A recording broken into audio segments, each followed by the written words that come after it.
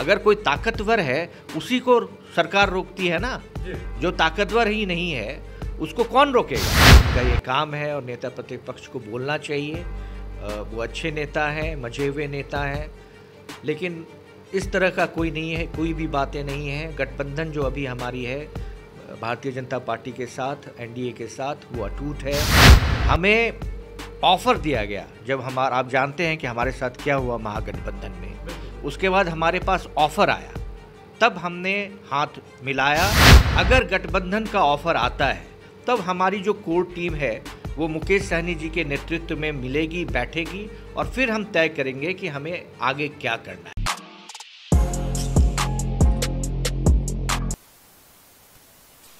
नमस्कार, बिहार के digital media का जनक भारत लाइव देख रहे हैं आप। इस वक्त हमारे साथ वीआईपी विकासशील इंसान पार्टी के राष्ट्रीय उपाध्यक्ष, राष्ट्रीय प्रवक्ता राजीव मिश्रा जी मौजूद हैं। उत्तर प्रदेश का चुनाव होना है और इसको लेकर के मुकेश सहनी जी ने अपनी रणनीति स्पष्ट कर दी है, लेकिन बहुत सारी बातें अभी बाकी है कि कैसे उत्तर प्रदेश चुनाव में अपना दमखम दिखाएंगे, किनके साथ दिखाएंगे, क्या रणनीति बन रही है और इसका बिहार पर क्या प्रभाव पड़ेगा। ये तमाम सवाल हैं जो आपके भी जेहन में होंगे। इन्हीं मुद्दों पर आज जब हम उनसे बातचीत करेंगे, तो चलिए आज का ये कारवा जो है इसकी शुरुआत करते हैं। भारत लाइव में आपका स्वागत है सर। ये एक बड़ा सवाल है कि उत्तर प्रदेश चुनाव में आप लोग दमखम दिखाने के लिए जा रहे हैं। उत्तर प्रदेश में अभी निषाद की राजनीति बेहद चर्चित बनी हुई है, चर्चा का विषय बनी हुई है। ऐसे में क्या रणनीति के साथ जा रहे हैं, कितने सीटों पर चुनाव लड़ेंगे, अगर गठबंधन की बात हो रही है तो कहाँ तक पहुँची है? देखिए, मैं अभी उत्तर प्रदेश में काफ़ी समय दे रहा हूँ और जो हमारा रिस्पांस हमें मिला है, विशेषकर निषाद समाज से जो रिस्पांस विकासशील इंसान पार्टी को मिली है, वो बिल्कुल अप्रत्याशित, बहुत ही अच्छी मिली है। हमने जो पहली रैली की वहाँ पे लखनऊ में, तो कम से कम 5,000 गाड़ियाँ और काफ़ी लोग थे जब हमारे सिर्फ कार्यालय का उद्घाटन होना था। और उसके बाद बनारस में भी लगभग 3,000 गाड़ियाँ आ चुकी थी, जो बाद में फिर सरकार ने अनुरोध किया हम लोगों से कि सामाजिक समन्वयता में कुछ कमी आ सकती है, सामंजस्य में कुछ कमी आ सकती है, इसलिए आप लोग इसको ना करें। तो हमने माना, हमने नहीं करा। लेकिन सच्चाई ये है कि उत्तर प्रदेश में जो लगभग 65 ऐसी विधानसभा सीट्स हैं जहाँ पे निषाद समाज की जनसंख्या, उनका वोट 60,000 से ज़्यादा है और हमने उन्हें उन 65 सीटों को चिन्हित करा है और हमारी पूरी टीम लगी हुई है। हर जगह हमारा जो संगठन है, हम उसे मजबूत कर रहे हैं। हर जगह अपने लोगों को जिला अध्यक्ष और बाकी लोगों को बना रहे हैं। और जहाँ भी मैं जा रहा हूँ, जहाँ भी हमारे राष्ट्रीय अध्यक्ष श्री मुकेश सहनी जी जा रहे हैं या आगे जब जाएंगे, लेकिन जो रिस्पांस है वो बहुत ही अच्छा है, बहुत ही बेहतर है, उम्मीद से ज़्यादा है। और हम बहुत सुनिश्चित हैं कि वहाँ पे हमारी स्थिति बहुत अच्छी रहेगी चुनाव में। जब आप किसी बड़े युद्ध के मैदान में लड़ने जाते हैं तो आपको एक बड़ी सेना की ज़रूरत होती है। उत्तर प्रदेश पूरे देश का सबसे बड़ा राजनीतिक मैदान है, ऐसे में आप वहाँ दमखम दिखाने जा रहे हैं। गठबंधन करने की तो ज़रूरत होगी, क्योंकि वीआईपी पार्टी 2018 में ही बनी है, 2020 में विधानसभा चुनाव बिहार में लड़ी, 2022 में उत्तर प्रदेश जा रही। करीब 4 साल में ही वीआईपी इतना मजबूत तो नहीं हो गई कि उत्तर प्रदेश के सभी विधानसभा पे अपनी प्रत्याशी को उतार सके। तो ऐसे में गठबंधन को लेकर के जो बात हो रही है कि क्या बिहार वाला जो गठबंधन है वही वहाँ भी कैरी ऑन होगा या फिर उत्तर प्रदेश में कुछ अलग देखने को मिलेगा? देखिए, हम जहाँ भी जाते हैं वहाँ पे हम चुनाव अगर लड़ते हैं तो उसकी बहुत बड़ी प्लानिंग और स्ट्रैटेजी के साथ लड़ते हैं। बिहार में भी जो हमारा चुनाव हुआ था, उस समय हम महागठबंधन के साथ थे और पूरी हमारी प्लानिंग और स्ट्रैटेजी बन गई थी। हमें ऑफ़र दिया गया जब आप जानते हैं कि हमारे साथ क्या हुआ महागठबंधन में, उसके बाद हमारे पास ऑफ़र आया, तब हमने हाथ मिलाया। और आपको पता है कि निषाद समाज का वोट, अगर आप अभी एक वोट जो बिहार में के चुनाव का आप देखेंगे तो आप ये देख सकते हैं कि जहाँ भी निषाद समाज है वहाँ का वोट हमने ट्रांसफ़र कराया था। और ये बात उत्तर प्रदेश में भी जो भी मुख्य पार्टी हैं उनको पता है। हम किसी से मांगने नहीं जाते हैं। निषाद समाज कभी भी किसी से कुछ मांगता नहीं है, वो देता है। हमें भी गठबंधन का ऑफ़र जो आएगा, अगर आएगा तो हम अभी 65 सीट पे बहुत अच्छी तरह तैयारी कर रहे हैं। हम चुनाव लड़ेंगे और बहुत ही अच्छा वोट लाएंगे। लेकिन अगर गठबंधन का ऑफ़र आता है तब हमारी जो कोर टीम है वो मुकेश सहनी जी के नेतृत्व में मिलेगी, बैठेगी और फिर हम तय करेंगे कि हमें आगे क्या करना है। यानी कि 65 सीटों को लेकर के चुनाव लड़ने की जो बात है वो वीआईपी अकेले भी लड़ सकती है। इसमें कहीं कोई संदेह, हमारी तैयारी तो अकेले लड़ने की है। लेकिन देखिए, आज की जो राजनीति है उसकी सच्चाई ये है, चाहे वो मुख्य विपक्षी पार्टी हो या सत्ताधारी पार्टी हो, आज की राजनीति भारत में गठबंधन की राजनीति है और इस तरह की राजनीति चलेगी। हम वहाँ जा रहे हैं, अपने दमखम पे लड़ेंगे। अगर किसी गठबंधन से हमें ऑफ़र आता है, जिसका भी ऑफ़र बेहतर होगा, उससे हमारी कोर कमेटी श्री मुकेश सहनी के नेतृत्व में उस पर हम ध्यान देंगे, उसको समझेंगे और उसके बाद हम तय करेंगे कि हमें अकेले जाना है या किसी गठबंधन के साथ जाना है। उत्तर प्रदेश गए थे दमखम दिखाने के लिए, उद्घाटन करने के लिए, फूलन देवी जी का जो उत्सव था उसे मनाने के लिए, लेकिन उत्तर प्रदेश के एयरपोर्ट पर ही आपको रोक लिया जाता है। क्या इसके बाद जो बिहार में मुकेश सहनी जी लौटे थे, उन्होंने एक बड़ा बयान दिया था, पर्दा जलाने वाला बयान दिया था, क्या लगता है इस सब के बाद भी बीजेपी के साथ गठबंधन की जो अभी संभावनाएं हैं वो बची हुई है कहीं? देखिए, गठबंधन अगर होती है ना, गठबंधन में आप कोई अगर ऑफ़र देता है तो उसमें कहीं ना कहीं उनकी भी कोई स्ट्रैटेजी होती है। अगर मेरे पास दम है तो हर कोई आएगा मेरे पास।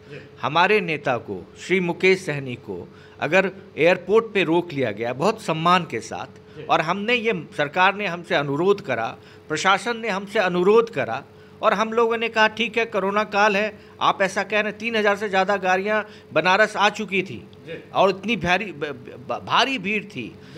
18 जनपद में हमें फूलन देवी के मूर्ति की स्थापना करनी थी, लेकिन हमें जब ये कहा गया प्रशासन के तरफ से कि सामाजिक सामंजस्यता में कमी आ सकती है, तो हमने मान लिया, कहा ठीक है नहीं जाएंगे। लेकिन हमारी क्या ताकत है, अगर कोई ताकतवर है उसी को सरकार रोकती है ना, जो ताकतवर ही नहीं है उसको कौन रोकेगा। तो हमारी पार्टी उत्तर प्रदेश में अपने दमखम से, और आज अगर आप देखेंगे किसी भी उत्तर प्रदेश के अखबार के एडिटोरियल पेज को देखिए, किसी भी बड़े चैनल पे जाके बात कीजिए, तो आज सबसे ज़्यादा बात, और सबसे ज़्यादा बात अगर होती है उत्तर प्रदेश में तो ये होती है कि निषाद समाज गिर जाएगा।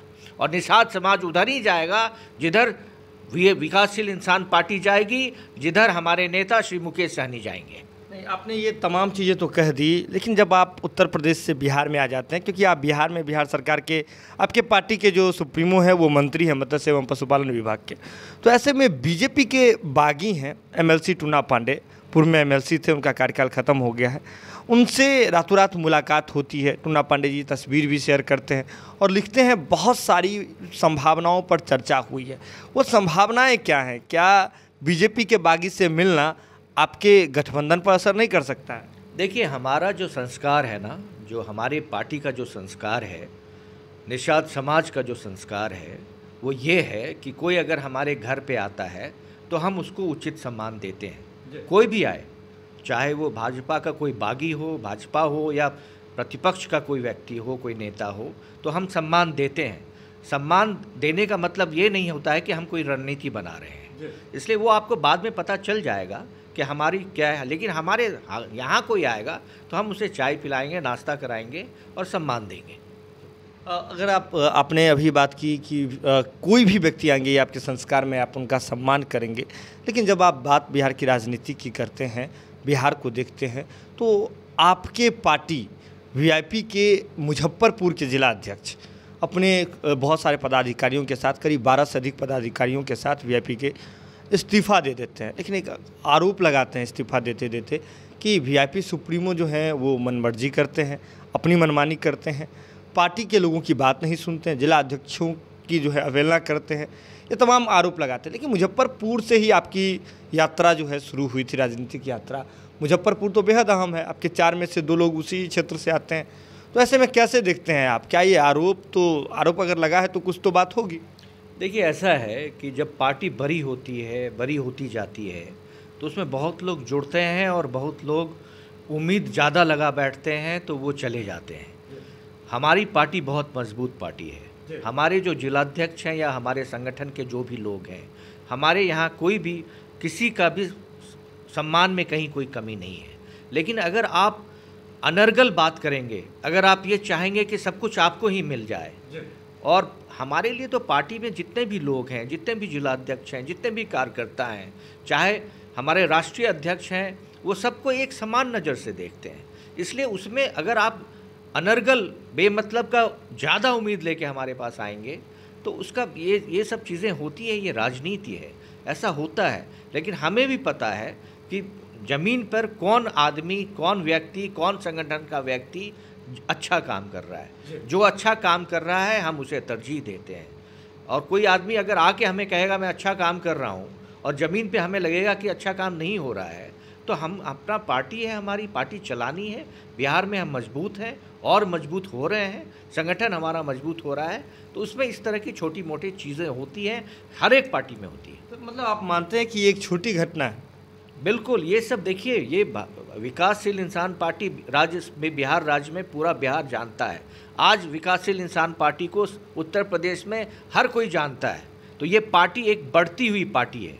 जो बढ़ता हुआ पार्टी होता है ना, उसी की तरफ लोग उम्मीद की नज़रों से देखता है। हमारे लिए हमारा वोटर इम्पॉर्टेंट है, हमारे लिए हमारे कार्यकर्ता, हमारे नेता इम्पॉर्टेंट है, और जिसको इम्पोर्टेंस देना है हम देते हैं। श्री मुकेश सहनी जी देते हैं। ये जो किसी तरह का जो आरोप है वो सारा अनर्गल है, गलत है। चलिए, जब इतनी चर्चा हो गई है तो आपके पुराने सहयोगी की भी बात कर लेते हैं। हम बात कर रहे हैं राजद की। राजद के प्रदेश अध्यक्ष जगदानंद सिंह जी नाराज चल रहे हैं तेज प्रताप यादव के बयान के बाद। स्वतंत्रता दिवस पर झंडा फहराने भी नहीं आए। इसके बाद तरह तरह की बातें जो है हो रही है। एक पैटर्न दिख रहा है राजद में। ये दिखा गया था कि पहले भी जो पूर्व के प्रदेश अध्यक्ष थे, रामचंद्र पूर्वे की बात हो रही है, वे भी बात से आहत हुए थे। राजद में अभी अलग थलग पड़े हुए हैं। रघुवंश बाबू भी अपने अंतिम समय में इस्तीफा दे करके गए।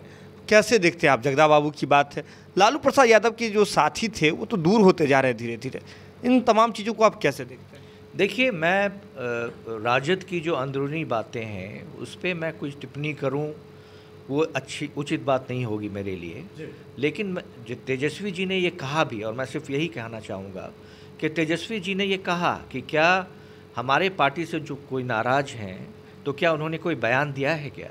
तो ये जो हवाई कुछ बातें हैं उसमें मैं विकासशील इंसान पार्टी के तरफ से कोई वक्तव्य दे दूं वो उचित नहीं है। वो आप लोगों का काम है, आप लोग देखिए। राजद की अंदरूनी बातें हैं, उस पर मुझे टिप्पणी करना उचित नहीं होगा। लेकिन रामचंद्र पूर्वे, इसके बाद रघुवंश बाबू, अब जगदानंद सिंह जी, लालू प्रसाद यादव के साथ जो बिहार में जो राजनीति की एक नई धारा शुरुआत हुई थी, उस समय सभी पार्टियां यूनाइट थी। उस समय उन लोगों ने राजनीति की शुरुआत की थी। कदावर नेता थे, बिहार की राजनीति को उन्होंने एक दिशा देने का काम किया। वे तमाम लोग तो दूर हो रहे हैं ना। देखिए, लालू जी एक बहुत ही बड़े नेता हैं, और जिनका भी आप नाम ले रहे हैं अभी, वो सब बहुत कद्दावर, बहुत बड़े नेता हैं। उनके बारे में, उनकी अंदरूनी राजद के बारे में मेरे तरफ से अगर मैं कोई बयान दे दूं तो वो हल्का होगा, हल्कापन होगा, वो मेरी प्रतिष्ठा के खिलाफ होगा। इसलिए मुझे क्षमा करें, मैं इस पर कुछ नहीं बोलूँगा। खंजर का घाव भर गया है क्या?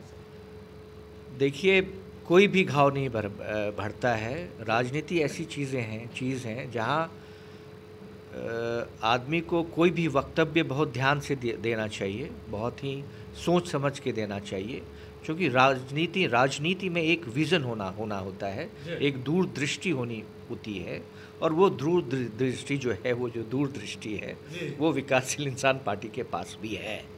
यानी कि आने वाले समय में कुछ आप इशारा देख रहे हैं? यानी कि 3 महीने वाला जो बयान जो लगातार तेजस्वी यादव जी देते हैं, आप भी दिलचस्पी रखते हैं? नहीं, इस पे मैं बिल्कुल नहीं रखता हूँ। अब नेता प्रतिपक्ष हैं, वो कुछ चाहेंगे, वो कुछ बोलेंगे, उनका ये काम है, और नेता प्रतिपक्ष को बोलना चाहिए। वो अच्छे नेता हैं, मजे हुए नेता हैं, लेकिन इस तरह का कोई नहीं है, कोई भी बातें नहीं हैं। गठबंधन जो अभी हमारी है भारतीय जनता पार्टी के साथ, एनडीए के साथ, वो अटूट है। 5 साल तक ये सरकार बहुत आराम से चलेगी। आप दूरदर्शिता की बात कर रहे थे, कितने दूर में देख रहे हैं कि तेजस्वी यादव जी बिहार के मुख्यमंत्री पद पर बैठे? मेरी शुभकामना है उनको, मैं उनसे प्रभावित हूँ। वो एक अच्छा वक्तव्य देते हैं, राजनीति को भी वो A to Z की राजनीति की बात करते हैं। तो भगवान जो है, ईश्वर जो है, उनको और भी मैं शुभकामना देता हूं कि उनको तरक्की मिले, वो आगे बढ़ें। वो गंभीर हुए हैं पहले से राजनीति में? बिल्कुल हुए हैं, इसमें कोई संदेह नहीं। अगर ये वीडियो पसंद आई और वह बिहार के राजनीति और बिहारियत से सरोकार रखेनी तो सब्सक्राइब बटन दबा के चैनल के सब्सक्राइब कर ली। ओजे एगो घंटी बा, ओकरा बटन दबा देला से कुल सटीक और मारक खबर रुआ मुफ्त में मिल जाई। अगर रुआ पत्रकारिता के हमनी के नया प्रयोग में सहयोग कर चाहतानी तो ज्वाइन बटन दबा दी। पेटीएम नंबर नोट कर ली 9386816700। धन्यवाद।